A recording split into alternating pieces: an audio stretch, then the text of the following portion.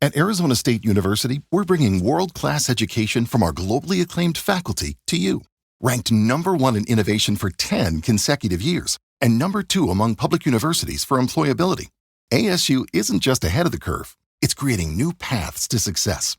Earn your degree from the nation's most innovative university. Online, that's a degree better.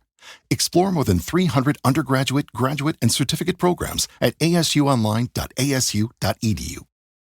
Y ahora sí estamos en la última parte de estos restos diurnos, aquí en Heterogénea, en www.heterogenia.com.ar. Te recordamos las redes, ahí en Restos Diurnos Radio en Facebook, Restos-Diurnos en Twitter. Y ya nuestra invitada está con nosotros. En realidad estaba un rato antes, pero le hicimos pasar al estudio porque hacía mucho frío. Luciana Medini, buenas noches. Buenas noches, ¿cómo estás? Muchas gracias por dejarme pasar. Se agradece. Gracias a vos por haber venido, por haberte acercado, haber aceptado esta pequeña propuesta de charlar, de leer un poco de poesía. Bueno, muchas gracias. Bueno, antes que nada me encanta la radio, entonces este espacio es siempre muy agradecido y bueno, es un espacio en que me reconforta, eso está bueno. Cuando estuve leyendo un poquito para ir charlando y demás de vos, lo que más me llamó la atención es el delivery literario. Ajá. ¿Está todavía? En este momento no está en funcionamiento el proyecto. Fue un proyecto muy lindo, un proyecto en el cual conocí muchísima gente, muy divertido, porque de repente tenía una entrega por día en un momento, ¿no? Dado el furor que generó. Claro, fue como la bicicleta. Sí. Fue recorrer la ciudad. Absolutamente espontáneo. Digo, yo había presentado el libro Amanecí en Tailandia. Es el primer libro, ¿no? Ese es el primer libro. Tenía la caja, un poco había vendido y otros no. Digo, ¿qué hago con estos libros y demás? Uno se plantea un poco eso, ¿no? Como hacedor, como escritor. Digo, bueno, hay una cuestión con la distribución del material que es interesante. Y fue poner en Facebook, los llevo, inventar ese título de delivery literario y a partir de ahí una odisea de llamados, de citas muy interesantes y también de esta cuestión que se dio de compartir y muchas veces de trocar, ¿no? Trocar libros, invitaciones a algunos lados, fue un poco así, muy generoso el proyecto.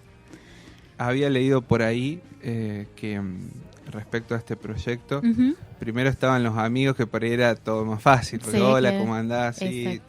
Pero después estaban las personas nuevas, que al contrario del una especie de miedo que pueda generar, porque que vas solo por la ciudad, al contrario, leí que te generaba la adrenalina de ir a conocer, a ver quién era este nuevo lector. Sí, claro, sí, me encantaba eso, ¿no? Es más, no sabía mucho de esa persona. Por ejemplo, una vez me encontré en un bar con un señor y de repente era un gran escritor de Córdoba. Charlamos y de repente él quería hacer un cuento a raíz de esta niña que andaba en bicicletas y bueno, fue una alegría también para mí. Nos hicimos amigos, después nos juntábamos a leer en el café. Digo, no quedó solamente en ese encuentro con esas personas en ese momento, sino que se abrió un canal de intercambio, digámosle, y quedó. Hay muchos amigos hoy por hoy que surgieron de ese proyecto, así que muy bueno. Hablábamos fuera de aire esto de que, bueno, vos sobre todo sos como una artista visual, ahí vi todas las diferentes performances que has hecho.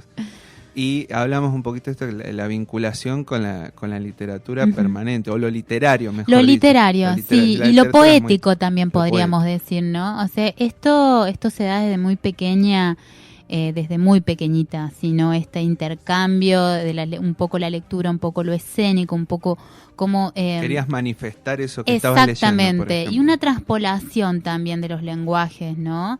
Y en todo se da eso, a lo largo de estos años de estar en Córdoba. Yo soy de Entre Ríos, de Concordia, y en la escuela, digamos, esta cosa que uno empieza, sí, ¿desde cuándo? Y desde siempre, desde muy chiquita en la escuela, siempre fue también esa vinculación, y después a la hora de generar proyectos, O sea, yo soy muy de generar proyectos.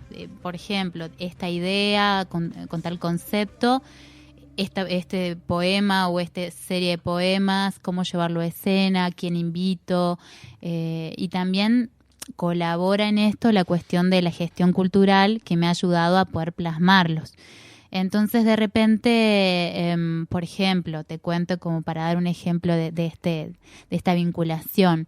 Tuve un proyecto que se llamaba Tiempo de Papayas, con el cual viajé a Ecuador, a México y demás, y era un proyecto que investigaba diferentes poetas de una región y de repente hacía una mixtura, intentaba como indagar cuál era el clima general de esa ciudad y lo pasaba a escena con un músico. Entonces era muy interesante porque yo investigaba, convocaba a los poetas de cada lugar y a su vez generaba un clima en escena para transmitir esa sensación que me generaba esa ciudad. Así que fue también muy interesante. Mientras los iba contando, se venían todas las imágenes posibles de lo que pudo haber sido eso. Me gustaría haberte acompañado y para ver todo eso debe haber estado genial. Muy hermoso. Sí, porque en principio cada geografía plantea algo. Por ejemplo, en México, en la parte donde estaba, que era la península de Yucatán, tenía que ver con los huracanes, las comidas. Yo creo que cada uno de los factores de la región influyen evidentemente en la escritura. Y entonces, ¿cómo el clima literario se puede reproducir mediante recursos escénicos? Era también todo un desafío, ¿no? Y entonces era un poco eso, ir ciudad por ciudad. Acá también en Córdoba lo hicimos, en varios lados, con un grupo de poetas también locales, que era como una suerte de equipo que iban y venían. Lo hicimos también en el Genaro Pérez, en un ciclo que hice hace 2 años. Bueno, esas exploraciones un poquito, digamos. Y contame, por ejemplo, México y también me dijiste Ecuador. Sí, ¿nombraste? también Ecuador. Y ahí, ¿cuál era vos me decís, en México era, por ejemplo, los huracanes, parecía medio la temática. Que ahora con el viento que hay afuera podemos hacer como una remembranza de eso. Podemos hacer algo similar. Bueno, yo estuve en Quito y también ahí estuve como 2 semanas haciendo como un laboratorio de arte en donde, por ejemplo, entrevisté a distintos poetas de allá. Hacíamos entrevistas, me prestaban o me llevaban libros, dependiendo.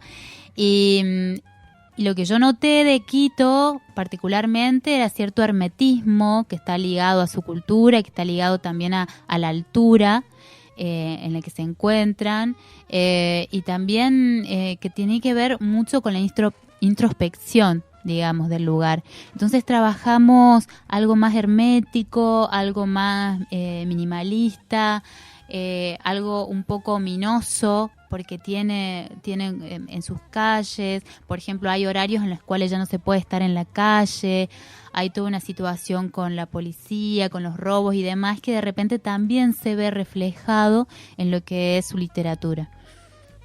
Mira, o sea, saltamos de algo muy abierto, como es de un huracán. Exactamente. Algo totalmente hermético y exactamente. opresivo. Y ahí, de esa investigación y de esa presentación, hay un EP con un músico de Quito que se llama Cristian Proaño.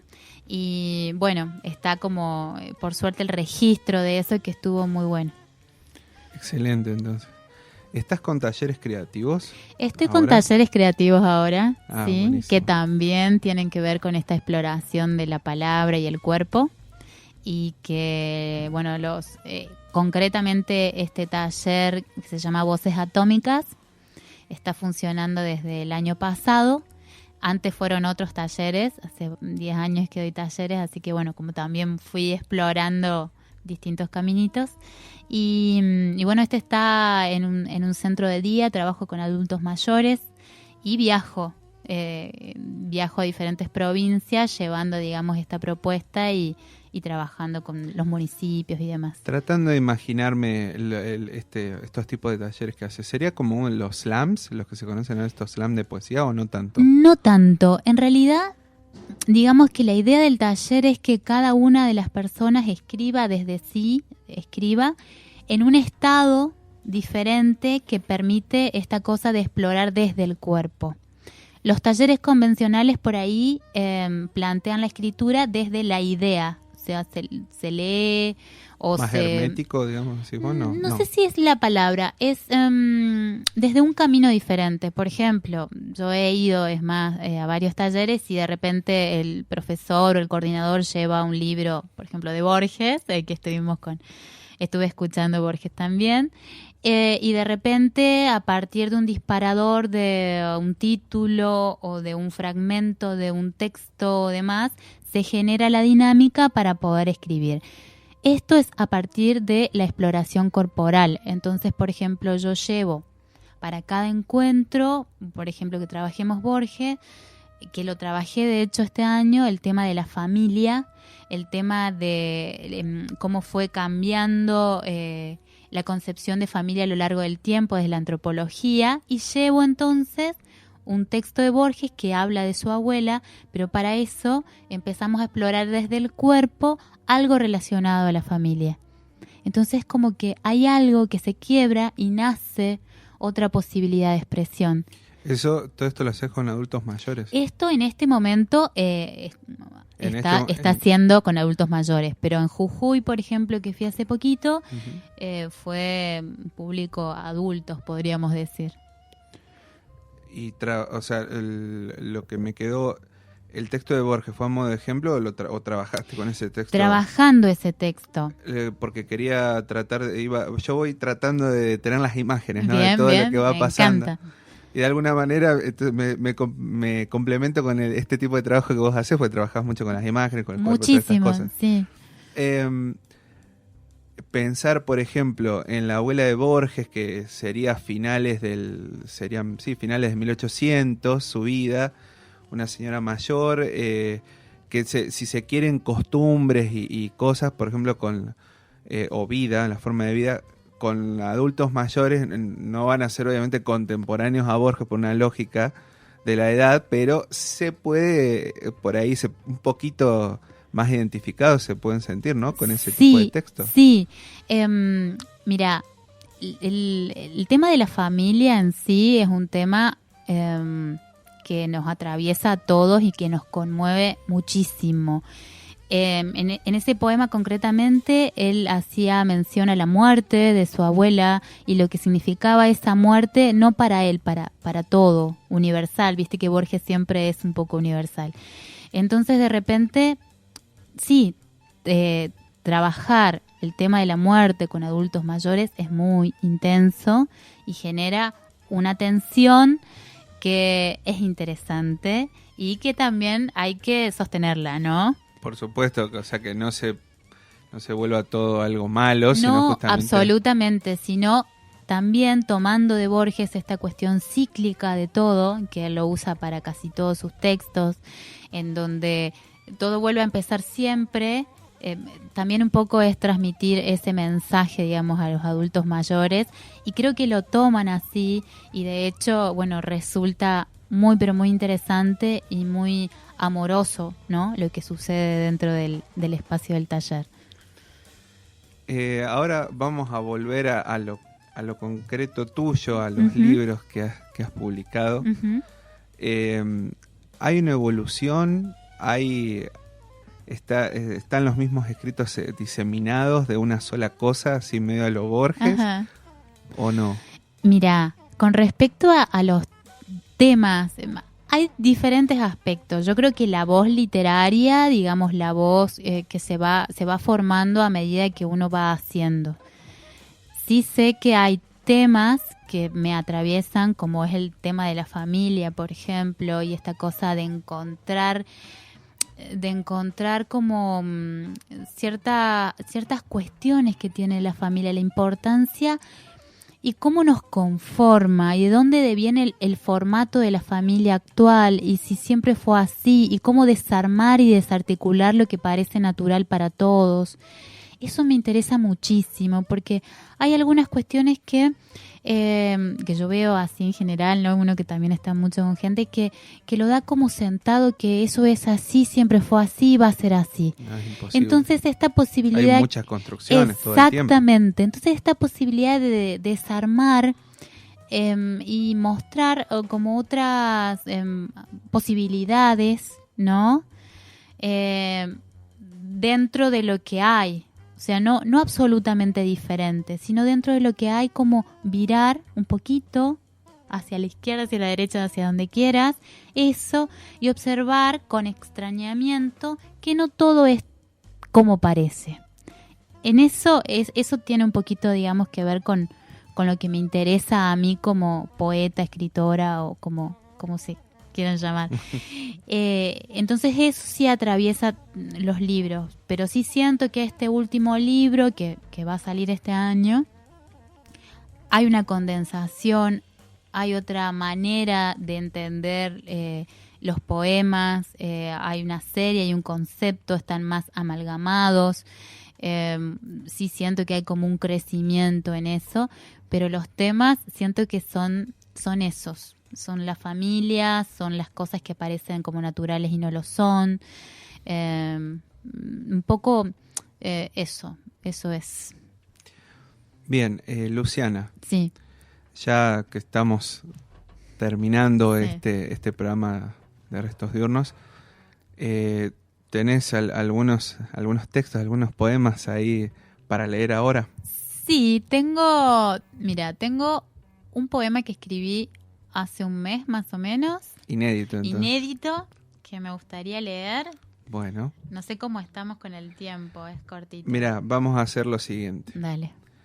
Yo ahora cierro el programa, pero el cierre real lo tenés vos con ese poema. ¿Te parece? Como vos quieras.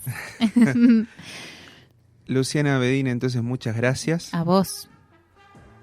Agustina Conci en la operación técnica, los dedos mágicos en las redes, en la producción de Guillermina Valiente, Juan Manuel Ramírez quien les habla. Nos encontramos el próximo jueves a partir de las 19 aquí en heterogenia.com.ar. Recuerden el sorteo de Diarios de un Seductor, que ya los vamos a estar publicando y seguramente puede que ya el ganador lo tengamos directamente el jueves que viene. Ahora la señorita Luciana Bedini va a cerrar este programa con un poema inédito. Adelante, todo suyo. Bien. Velo a la bestia. Un día participé de un entierro. Estábamos todos juntos. Ellos, nosotros y otros familiares que llevaban las flores de plástico naranja.